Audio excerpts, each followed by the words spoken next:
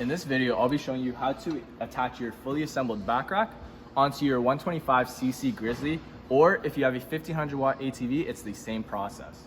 So first in your bag, you'll want to find 4 washers and 4 bolts.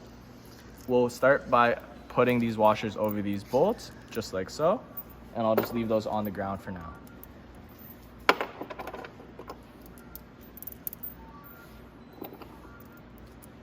Next, we'll grab one bolt with our fully assembled back rack.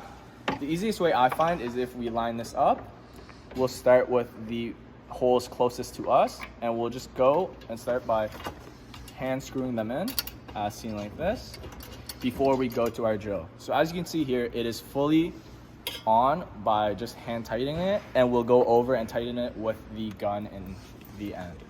Next, we'll move on to the back side on our left side here and do the same process.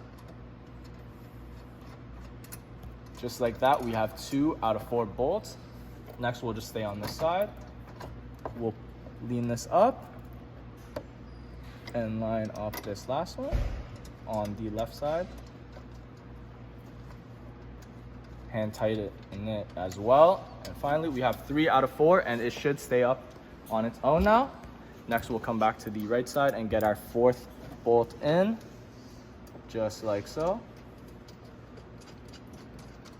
Now that you have hand tightened all 4 of your bolts, you can come and grab your drill.